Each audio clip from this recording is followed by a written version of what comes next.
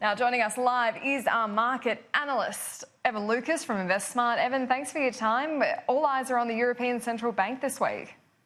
Yeah, they are indeed, Annalise. And look, it's not something we normally talk about hugely, but the reason for it is they are going to release a suite of monetary policy changes, and they're all to do with accommodation.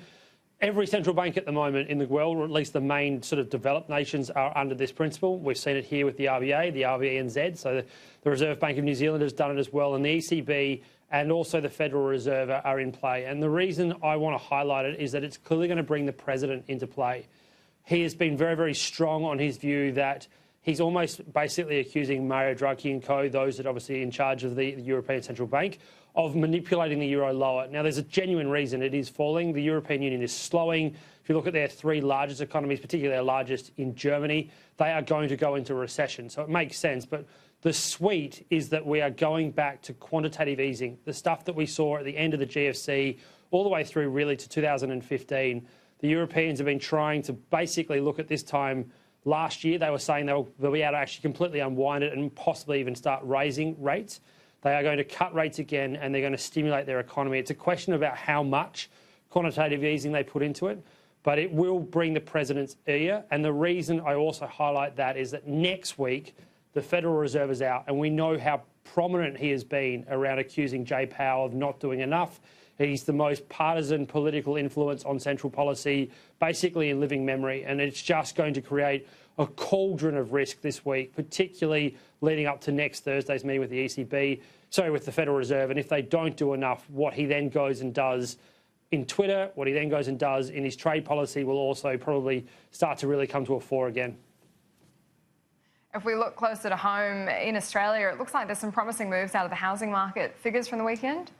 There are. I mean, promising is an interesting one. There is no doubt the housing market has been moving back into sort of a level pegging. Need to put out the caveat that there is very clear evidence that supply in the market is still basically at 2010 levels. And that was one of the lowest reads we'd seen since the late 90s. So we are talking about almost a decade lower in supply, and it's really, really helping the price. Pricing in Sydney and Melbourne again jumped over the weekend. It's already suggesting that September could see a price rise of about 1.5% to even as much as 2%. And that is quite a push.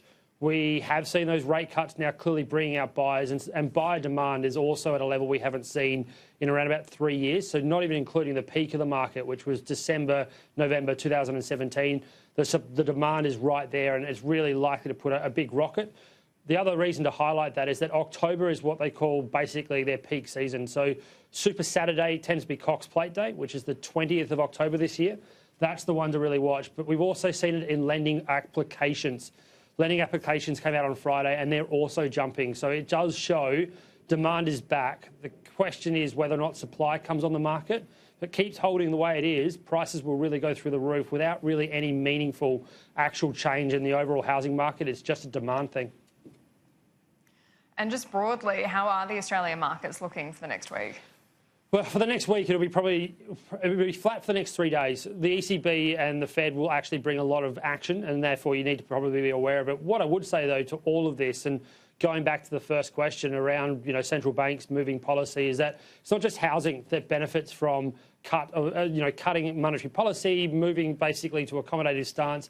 Asset prices globally in equities have benefited from the same thing, and the ASX is likely to continue to grind higher, even though earnings season wasn't fantastic, because there is more money flowing back into people's pockets from lower rates. There's an ability to borrow better, and therefore businesses are also seeing the same principle. So we probably will see markets grind higher, not on necessarily the reasons that you'd want it, being structural. This is actually a macro influence, and it's likely to hold for at least the next 6 months.